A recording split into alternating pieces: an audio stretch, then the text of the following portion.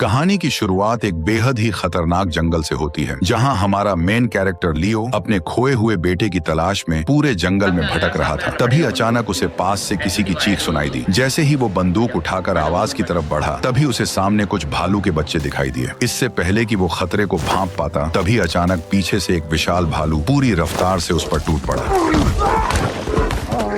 उसने अपने खतरनाक जबड़ों से उसकी पीठ को फाड़ने की कोशिश की, लेकिन जब इसका कोई असर नहीं हुआ तो वो अपने विशाल पंजों से लियो को बेरहमी से नोचने लगा। दर्द से तड़पता लियो जोर जोर से चीखने लगा, लेकिन वह खूंखार जानवर उसे छोड़ने के बजाय बेरहमी से जमीन पर पटकता रहा। कुछ ही सेकंड में लियो की हालत इतनी खराब हो गई कि वो ठीक से हिल भी नहीं सका। तभी भालू ने अपना भारी पंजा उसके सिर पर रख दिया, लेकिन लियो फिर भी बिल्कुल शांत पड़ा रहा, क्योंकि वह जानता था कि जरा सी भी हलचल उसकी जान ले सकती है। थोड़ी देर बाद भालू उसे मरा समझकर वहां से चला गया। इसी मौके का फायदा उठाकर लियो ने कांपते हाथों से बंदूक उठाई और वापस मुड़ते भालू पर गोली चला दी।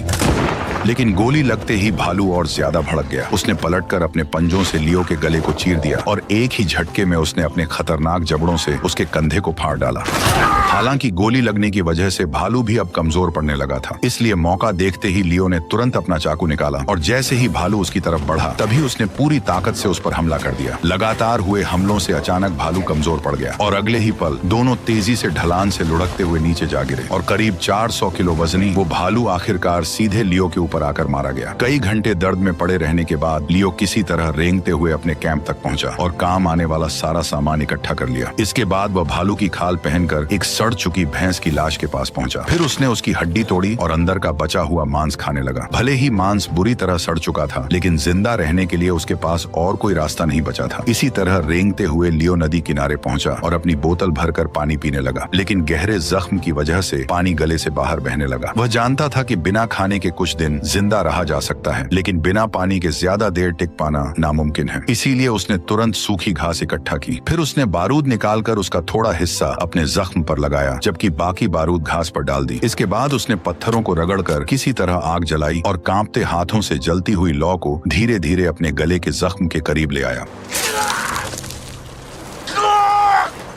अचानक लियो दर्द से बेहोश हो गया। पेड़ पर बैठा कौवा जो नदी किनारे पड़े लियो को देखकर दावत की उम्मीद कर रहा था, खुद उसका रात का भोजन बन गया। हालांकि इतने से खाने से उसका पेट भरने वाला नहीं था, इसलिए भूख शांत करने के लिए वो भेड़ बकरियों की तरह पत्थरों के बीच से घास की जड़ें निकालकर खाने लगा। तभी अचानक पीछे से हलचल हुई और उसने हिरणों के एक झुंड को नदी पार करते देखा, लेकिन बिना बंदूक के वह कुछ नहीं कर सकता था। आदत से मजबूर होकर उसने लकड़ी की एक छड़ी उठाई और उसे बंदूक की तरह पकड़कर ट्रिगर दबाने का नाटक करने लगा। कुछ देर बाद जब लियो एक चट्टान पर अपना नाम लिख रहा था, तभी अचानक उसे घोड़ों की आवाज सुनाई दी। जैसे ही उसने ऊपर देखा, तभी उसे समझ आ गया कि वे दुश्मन कबीले के लोग हैं जो जंगल में उसके कबीले के लोगों का शिकार करने के लिए घूम रहे हैं। लियो तुरंत समझ गया कि अगर वह उनके हाथ लग गया तो वे उसे जिंदा नहीं छोड़ेंगे। इसीलिए वह चुपचाप पीछे हटता हुआ एक बड़ी चट्टान के पीछे जाकर छिप गया। लेकिन तभी पानी पीने आए एक आदिवासी की नजर आखिरकार उस पर पड़ गई। पकड़े जाने के डर से लियो तुरंत नदी में कूद पड़ा और तैरकर उनसे दूर भागने लगा, लेकिन वे लोग उसे इतनी आसानी से छोड़ने वाले नहीं थे। उन्होंने ऊपर से उस पर तीरों की बारिश शुरू कर दी। हालांकि सही समय पर लियो ने अपना सिर पानी के अंदर डुबो लिया। बहते पानी के बीच अचानक उसे अपने बेटे की याद आई। जिस बेटे को ढूंढने के लिए वह इस खतरनाक जंगल में आया था, वह असल में अब जिंदा नहीं था, क्योंकि उसके ही एक खास दोस्त ने सिर्फ $300 के लिए उसके बेटे को बेरहमी से मार डाला था। और अब लियो उसी आदमी से बदला लेने के लिए इस जंगल में भटक रहा था, लेकिन फिलहाल उसकी खुद की जान खतरे में थी। तभी अचानक उसे एहसास हुआ कि बहता पानी उसे दुश्मन कबीले से काफी दूर ले आया है। मौत के मुंह से निकलने के बाद आखिरकार लियो ने नदी में बहती एक लकड़ी को पकड़ लिया। कुछ देर बाद वह बड़ी मुश्किल से उस सड़ी हुई लकड़ी के सहारे नदी के किनारे तक पहुंच गया। बर्फ जैसी ठंडी हवा में उसका पूरा शरीर कांप रहा था, लेकिन राहत की बात यह थी कि वह अभी तक जिंदा था। जब उसने कपड़े हटाए, तब उसने देखा कि अब उसके जख्म सड़ने शुरू हो चुके हैं, लेकिन जिंदा रहने के लिए उसे हर हाल में आगे बढ़ना था। इसलिए वह सीधे नदी के अंदर उतर गया। एक एक्सपर्ट शिकारी होने की वजह से उसने मछली पकड़ने के लिए पानी में पत्थरों से जाल जैसा घेरा बना दिया। कुछ देर बाद एक मछली उसमें फंस गई, लेकिन भूख इतनी ज्यादा थी कि लियो उसे पकाने की बजाय कच्चा ही खाने लगा। तभी उसे किनारे से किसी चीज की आवाज आई। वह बड़ी मुश्किल से मिट्टी के छोटे टीले को पार करके आगे पहुंचा और वहां का नजारा देखकर उसकी आंखें खुली की खुली रह गईं। हजारों जंगली भैंसें बर्फीले मैदान में एक साथ दौड़ रही थी। उन जंगली भैंसों में से एक को भेड़ियों के झुंड ने चारों तरफ से घेर रखा था, लेकिन हैरानी की बात यह थी कि आसपास मौजूद हजारों भैंसों में से कोई भी उसे बचाने आगे नहीं आया। लियो वहीं छिपकर रात होने का इंतजार करता रहा ताकि भेड़ियों के छोड़े हुए शिकार से कुछ खा सके, लेकिन उससे पहले ही कोई और वहां पहुंच चुका था। उसने दूर से देखा कि दुश्मन कबीले का एक आदमी मशाल दिखाकर भेड़ियों को भगा रहा था। अब वह शिकार पूरी तरह उसी आदमी का हो चुका था, लेकिन भूख से बेहाल लियो ने बड़ा जोखिम उठाने का फैसला किया। वह धीरे धीरे उस आदमी की तरफ बढ़ने लगा। उधर वह आदमी कच्चा मांस ऐसे खा रहा था जैसे कई दिनों से भूखा हो। जैसे ही उसने लियो को अपनी तरफ आते देखा, तभी उसने तुरंत अपने धनुष बाण निकाल ली। यह देखकर लियो दोनों हाथ उठाकर घुटनों के बल बैठ गया ताकि सामने वाला समझ जाए कि उसका कोई बुरा इरादा नहीं है। इसके बाद वह जमीन पर लेटकर उसे खाने की भीख मांगने लगा। कुछ पल उसे गौर से देखने के बाद जब उस इंडियन को यकीन हो गया कि लियो से उसे कोई खतरा नहीं है, तब उसने धीरे धीरे अपना धनुष नीचे कर लिया। लेकिन उसने तुरंत लियो को खाना नहीं दिया। वह खुद आराम से बैठकर मांस खाने लगा। उधर लियो बार बार इशारों में उसे समझाने की कोशिश कर रहा था कि वह कई दिनों से भूखा है। आखिरकार उसकी हालत देखकर आदिवासी ने मांस का एक टुकड़ा उसकी तरफ फेंक दिया। भूख से बेहाल लियो उसे किसी भूखे जानवर की तरह तुरंत खाने लगा। कई दिनों बाद पेट भरकर खाना खाने के बाद लियो को वहीं गहरी नींद आ गई। अगली सुबह उस आदमी की नजर लियो के सड़े हुए जख्मों पर पड़ी। तब लियो ने इशारों में अपनी पूरी आपबीती सुनाई और भालू का पंजा दिखाकर यह भी साबित किया कि वह झूठ नहीं बोल रहा। इतने गहरे घाव और भालू का पंजा देखकर आखिरकार उस आदमी को उसकी बातों पर यकीन हो गया। इसके बाद लियो आदमी के चितकबरे घोड़े पर सवार होकर दक्षिण दिशा की ओर बढ़ने लगे। उधर फिट्स, जिसने बेरहमी से लियो के बेटे को मारा था, अपनी जान बचाने के लिए लगातार जंगल में भटकता हुआ दक्षिण दिशा की तरफ ही बढ़ रहा था। इसी बीच लियो और वह आदमी काफी दूर चलने के बाद एक सूखे पेड़ के नीचे कुछ देर रुककर आराम करने लगे। दोनों आसमान से गिरती बर्फ को जीभ से पकड़ने की कोशिश कर रहे थे। उस पल उन्हें देखकर ऐसा लग रहा था जैसे उनकी सारी परेशानियां कुछ देर के लिए गायब हो चुकी हों। कुछ ही समय में वह इंडियन आदमी भी लियो को पूरी तरह अपना मान चुका था, लेकिन आगे का रास्ता आसान नहीं था क्योंकि सफर के दौरान उन्हें अचानक एक भयानक बर्फीले तूफान का सामना करना पड़ा। ऐसे में इंडियन आदमी खुद आगे चलकर रास्ता दिखाने लगा, जबकि घायल लियो को उसने घोड़े पर बैठा दिया। लेकिन बढ़ती कमजोरी की वजह से लियो अचानक घोड़े से नीचे गिर पड़ा। दरअसल उसे तेज बुखार चढ़ चुका था। यह देखकर आदमी ने तुरंत पेड़ काटकर तंबू बनाया, आग जलाकर पत्थरों को गर्म किया और जख्मों पर जड़ी बूटियां लगा दी। गर्म पत्थरों की वजह से बर्फ पिघलने लगी और चारों तरफ गर्म भाप फैल गई। आखिर में उसने लियो को पूरी तरह ढक दिया ताकि उसका शरीर गर्म रह सके। जब सुबह उसकी आंख खुली तब तक बर्फीला तूफान थम चुका था और बुखार उतरने के बाद वह पहले से काफी ठीक महसूस कर रहा था। लेकिन वह इंडियन आदमी अब कहीं दिखाई नहीं दे रहा था। हालांकि वह जाते वक्त लियो के लिए खाना पानी छोड़ गया था। लियो अच्छी तरह जानता था कि वह आदमी उसके लिए किसी फरिश्ते से कम नहीं था, क्योंकि उसी की वजह से आज वह जिंदा था। लेकिन कुछ ही दूर चलते ही लियो के कदम अचानक रुक गए। उसने देखा कि उसी इंडियन आदमी को किसी ने बेरहमी से पेड़ पर जिंदा लटका दिया था। उसकी छाती पर एक लकड़ी की तख्ती टंगी थी जिस पर फ्रेंच भाषा में कुछ लिखा हुआ था। अब यह समझना मुश्किल नहीं था कि उसके साथ यह बेरहमी किसने की थी। दरअसल वह फ्रेंच कबीला था जो अपने नीचे वाले कबीलों के लोगों को जिंदा नहीं छोड़ता था। थोड़ी दूर आगे बढ़ते ही लियो को उन्हीं फ्रेंच शिकारियों का कैंप दिखाई दिया। वे लोग आराम से आग के सामने बैठकर गर्म सूप पीते हुए हंसी मजाक कर रहे थे। उसी जगह लियो को एक इंडियन लड़की भी दिखाई दी जिसे इस कबीले के लोगों ने किडनैप कर रखा था। लियो ने तुरंत उसकी मदद करने का फैसला किया, लेकिन रात होने तक वह छिपकर इंतजार करता रहा। रात होते ही वह चोरी छिपे कैंप के अंदर घुसा ताकि चितकबरे घोड़े के साथ लड़की को लेकर वहां से भाग सके। लेकिन तभी एक फ्रेंच आदमी उस इंडियन लड़की को घसीटते हुए उसी तरफ आने लगा। यह देखकर लियो तुरंत घोड़े के पीछे छिप गया और चुपचाप सब देखने लगा। तभी उसे समझ आया कि वे लोग उस लड़की को सिर्फ अपनी हवस मिटाने के लिए इस्तेमाल कर रहे थे। लियो धीरे धीरे रेंगते हुए आगे बढ़ा और बिना कोई आवाज किए उसकी बंदूक उठा ली। अगले ही पल उसने बंदूक सीधे उस फ्रांसीसी के सिर पर तान दी। इसके बाद लियो ने बिना देर किए घोड़े की रस्सी खोल दी। लेकिन तभी पास में खड़ा एक काला घोड़ा अचानक जोर से चिल्ला पड़ा।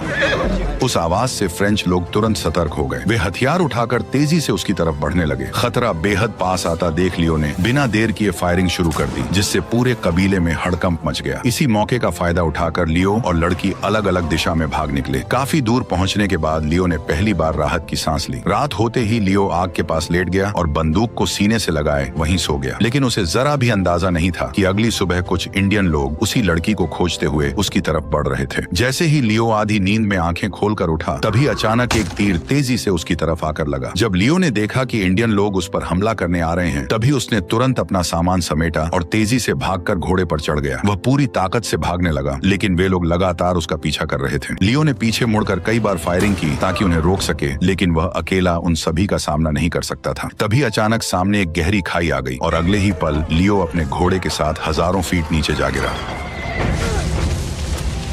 हालांकि घोड़े की वजह से वह किसी तरह बच गया, लेकिन अब वह चितकबरा घोड़ा आगे चलने लायक नहीं बचा था। ऊपर से बर्फीला तूफान लगातार और तेज होता जा रहा था। लियो समझ चुका था कि अगर उसे जल्द कोई छुपने की जगह नहीं मिली तो वह ठंड से मारा जाएगा। मजबूरी में उसने घोड़े का पेट चीरा और उसके सारे अंग बाहर निकाल दिए। इसके बाद उसने अपने भीगे हुए कपड़े उतार दिए और खुद को बचाने के लिए घोड़े के पेट के अंदर घुस गया। क्योंकि मरे हुए घोड़े के शरीर में अभी थोड़ी गर्मी बाकी थी, इसलिए जिंदा रहने के लिए लियो को यह दर्दनाक तरीका अपनाना पड़ा। आखिरकार ठंड से कांपते हुए वो सो गया। अगली सुबह मौसम के साफ होते ही लियो की आंखें खुल गईं। हालांकि वह अब भी घोड़े के पेट के अंदर पड़ा था, जिसके ऊपर बर्फ की मोटी परत जम चुकी थी। इसके बाद उसने बड़ी मुश्किल से पेट फाड़कर अपना सिर बाहर निकाला। ताजी हवा में गहरी सांस लेते हुए लियो किसी तरह बाहर निकल आया। उसने सावधानी से चारों तरफ नजर दौड़ाई और जल्दी से अपने कपड़े पहन लिए। जाते जाते उसने अपने घोड़े की तरफ देखा और उसे चुपचाप थैंक यू कहकर वहां से निकल गया। चारों तरफ फैले विशाल बर्फीले मैदान और आसमान छूते पहाड़ों के बीच लियो एक छोटे से काले धब्बे जैसा नजर आ रहा था। रात होते ही वो एक पत्थर की दरार में सिकुड़ कर बैठ गया और खुद को बार बार यही याद दिलाने लगा कि फिट्स ने उसके बेटे को मारा है। दूसरी तरफ किले में लियो के कबीले वालों ने पकड़े गए फ्रेंच आदमी से पूछताछ शुरू कर दी। उन्होंने उससे पूछा कि क्या उनके कबीले ने उनके किसी आदमी को बंदी बना रखा है, लेकिन वह घबराते हुए बार बार यही कहता रहा कि उन्होंने ऐसा कुछ नहीं किया। हालांकि उन्होंने एक इंडियन लड़की को पकड़ रखा था, लेकिन तभी एक घायल आदमी वहां आया जो भालू की खाल पहने हुए था। उसने बताया कि उसी आदमी ने कबीले पर हमला किया और लड़की को घोड़े के साथ लेकर दक्षिण दिशा की तरफ भाग निकला। ये सुनते ही कबीले वालों के मन में कोई शक नहीं रहा। उन्हें पूरा यकीन हो गया कि वो लियो ही था जो अब भी जिंदा था। इसलिए वे बिना देर किए पूरे कबीले के साथ उसकी तलाश में निकल पड़े। ढूंढते ढूंढते दिन से रात हो गई, लेकिन वे लगातार उसकी तलाश में लगे रहे। इस घने अंधेरे में मशालों की रोशनी दूर तक साफ दिखाई दे रही थी। तभी अचानक रात के सन्नाटे में एक तेज गोली की आवाज गूंज उठी। सभी लोग तुरंत सतर्क हो गए और धीरे धीरे उस आवाज की तरफ बढ़ने लगे। अंधेरे में दूर एक साया भी उनकी ओर आता हुआ दिखाई दिया।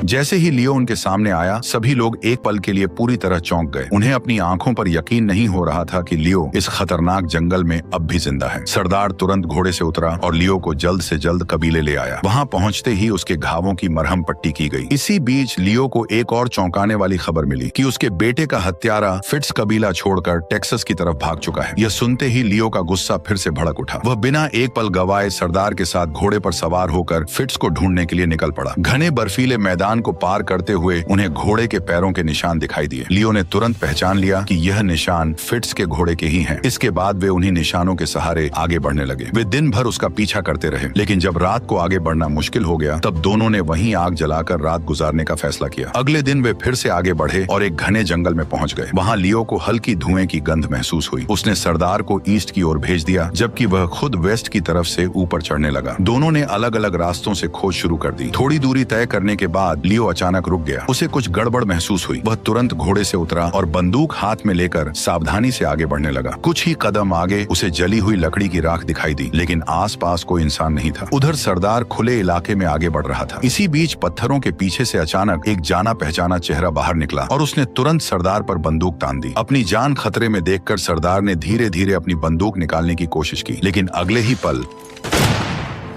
जैसे ही गोली की आवाज गूंजी, लियो तेजी से घोड़े पर सवार होकर सरदार की तरफ भागा। लेकिन जब तक वह वहां पहुंचा तब सरदार बर्फ पर मरा पड़ा था और गोली ने उसकी खोपड़ी के चिथड़े कर दिए थे। उसी समय दूर से जोरदार धमाके की आवाज आई और लियो ने देखा कि बर्फ का एक बड़ा हिस्सा नीचे खिसक रहा था। इस नजारे को देखकर उसे समझ आ गया कि फिट्स किस ओर भागा होगा। फिर वह सरदार के बॉडी को साथ लेकर पहाड़ की ओर बढ़ने लगा। कुछ दूरी पर एक घाटी पर पहुंचकर उसने एक पेड़ की टहनी काटी और आगे बढ़ता रहा। अब वह पूरी तरह खुले और खाली बर्फीले इलाके में था, जहां छिपने की कोई जगह नहीं थी। तभी अचानक फिट्स ने उस पर बंदूक तान दी। लियो को गिरते देख फिट्स तेजी से घोड़े पर सवार होकर वहां पहुंचा। जब उसने करीब जाकर जांच की तो उसे सिर्फ एक टहनी बंधी हुई मिली। तभी उसे समझ आया कि उसने जिसे गोली मारी थी वह लियो नहीं बल्कि सरदार था। गोली लगने के बाद फिट्स किसी तरह अपनी जान बचाकर जंगल की ओर भागने लगा। लियो गुस्से में दहाड़ते हुए बंदूक लेकर उसके पीछे दौड़ पड़ा। थोड़ी ही देर में फिट्स अचानक कहीं ओझल हो गया, लेकिन इस बार लियो उसे इतनी आसानी से छोड़ने वाला नहीं था। वो सावधानी से आगे बढ़ते हुए एक घने जंगल में पहुंच गया। उधर फिट्स पास ही एक पेड़ के पीछे छिपा हुआ था और गोली चलाने का सही मौका ढूंढ रहा था। हालांकि घने कोहरे की वजह से सब कुछ धुंधला दिख रहा था, लेकिन फिर भी फिट्स लियो से छुप नहीं सका। अगले ही पल उसने पीछे से हमला करने की कोशिश की, लेकिन लियो किसी तरह बच गया। दिया। निशाना चूकते ही फिट्स अपनी जान बचाकर भागने लगा। उसी समय लियो ने उस पर बंदूक तान दी। अचानक उसकी गोली भी मिस हो गई, जिससे दोनों के बीच जानलेवा दौड़ शुरू हो गई। फिट्स जान बचाने के लिए ऊंचाई की तरफ चढ़ने लगा, लेकिन लियो आज उसे छोड़ने के मूड में नहीं था। तभी अचानक भागते भागते फिट्स का पैर फिसला और वह नीचे जा गिरा और पीछे से लियो भी फिसलते हुए करीब आ गया। घायल फिट्स अब समझ चुका था कि भागना बेकार है, क्योंकि चाहे वह कहीं भी जाए लियो अब उसका पीछा नहीं छोड़ेगा। कुछ ही देर में दोनों आमने सामने आ गए। फिट्स ने अपनी गलती समझाने की कोशिश की, लेकिन लियो का जवाब साफ था कि तुमने मेरे बेटे को मारा है, इसलिए अब तुम जिंदा नहीं बचोगे। ये सुनकर फिट्स ने कहा कि मुझे जान दो, बदले में मैं तुम्हें $300 में से $150 दे दूंगा। ये सुनते ही लियो का गुस्सा और भड़क गया। वह कुल्हाड़ी लेकर उस पर टूट पड़ा और एक ही वार में फिट्स की उंगलियां काट दी।